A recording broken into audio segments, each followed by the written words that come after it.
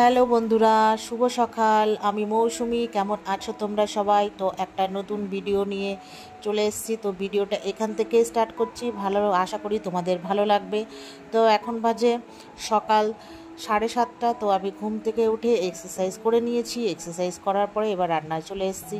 তো এখানে হাজব্যান্ড গেছিলো বাজারে। তো দেখো আমি অ্যাফ্রেশটা তার ফাঁকেই খেয়ে নিলাম। তো শরীরে একটু এনার্জি তো লাগবেই, যেহেতু সকালবেলা রান্না বান্না করব। আর তারপরে এসেছিল আমার কিছু রক্ত নিতে, পরীক্ষা হবে। অনেক ডাক্তার দেখিয়েছি, আমার অনেক প্রচুর সমস্যা আগেও ছিল, এখন একটু অত্যাধিক হয়ে গেছে। তো তার জন্য টেস্ট করতে দিয়েছে অনেকগুলো।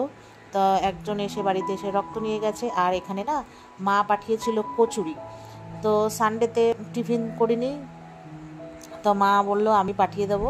তো আমি বললাম ভালোই হয়েছে। তো যাই হোক, ওখানে মা পাঠিয়ে দিয়েছিল কচুরি আর দু রকমের তরকারি, মানে ভাই কিনে এনেছিল, মা রেখেছে, আর আমাদের জন্য পাঠিয়ে দিয়েছে। তো তার রান্নাবান্না ওখানে করে চলে এসেছি ঘর গোছাতে। তো এখানে আজকে সানডে, এটা হচ্ছে সানডে ব্লগ। তো আজকে সানডে বলে ঘরের চাদরটা চেঞ্জ করব। আর মাথায় শ্যাম্পু করতে পারবো না, যেহেতু আমাপোছি চলছে। তো মাথা তো প্রচণ্ডই নোংরা হয়েছে, মাথায় অতটা খেয়াল ছিল না, নাহলে আগের দিন আমাপোছি লাগার আগে শ্যাম্পুটা করে নিলে ভালো হতো। তো যাই হোক, ঘরের যাবতীয় যে ফার্নিচারগুলো আছে টুকটাক করে মুছে নিলাম। কোথা থেকে যে এত ধুলো আসে জানি না।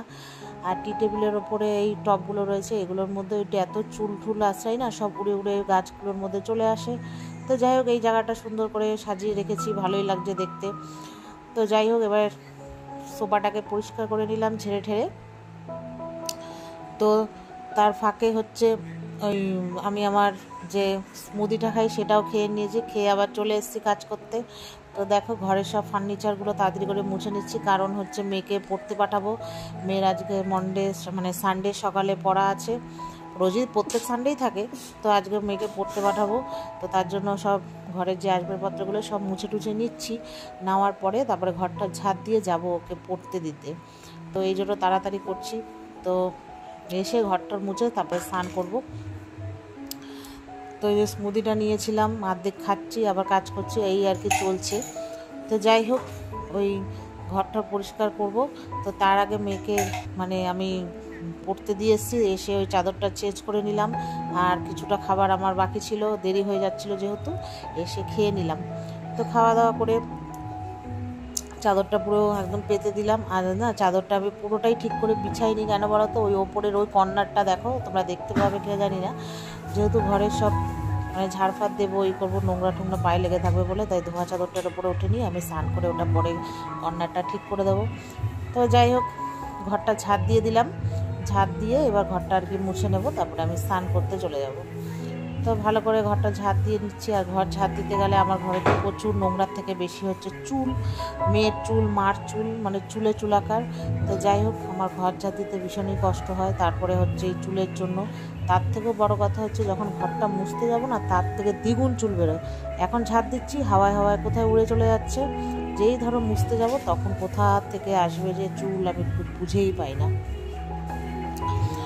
তো বন্ধুরা, তো দেখো, ঘরটার পুরো ভালো করে ঝেড়ে ঠেড়ে নিয়ে নেবো আর কি, নিয়ে তারপরে তো আরও অনেক কাজ আছে।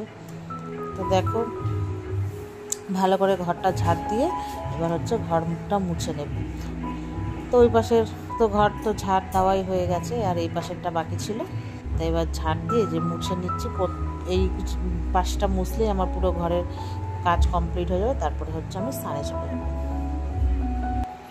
তো স্নান টান করেছি, স্নান হয়ে গেছে, পরে মেয়ে এসছে পড়ে। তো বন্ধুদের সাথে চলে এসছে, বললো তোমাকে যেতে হবে না, ফোন করেছিল, তাও চলে এসছে। তাই আসার পরে যে কচুরি নিয়ে বসেছি, খেয়ে দিয়ে আবার মেয়ের বিকেলে পড়া। তো যাব মেয়েকে পড়তে দিতে, আর ভিডিও কিছু করিনি। এই যে রেডি ফেডি হয়েছে, মেয়ে রেডি হলেই আমরা বেরোবো। তারপরে বেরিয়ে মেয়েকে পড়তে দিয়ে আমি যাব মার বাড়িতে। এই যে মার বাড়ি চলে এসেছি। এসে একটু নিজের মুখটা মধ্যে দেখছি, এত মুখে সব আঁকাবুকি, তো ওই জন্য।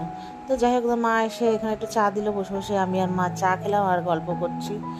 আর কি, এই তো আমার কাজ। তারপরে আবার মেয়েকে নিয়ে বাড়ি ফিরবো আর কি, ওই জন্য বসে আছি। তারপরে ওই আমার ভাইয়ের বন্ধুরা, ভাইয়েরও যাওয়ার কথা ছিল, আর যে আমার মেয়েকে পড়াতে আসে বাড়িতে, ও সব বন্ধু তো ভাইয়ের, সবাই মিলে গেছিলো রাম মন্দির অযোধ্যা, তা প্রসাদ এনেছে, তা মাকে দিয়ে গেছে, আমি একটু খেলাম।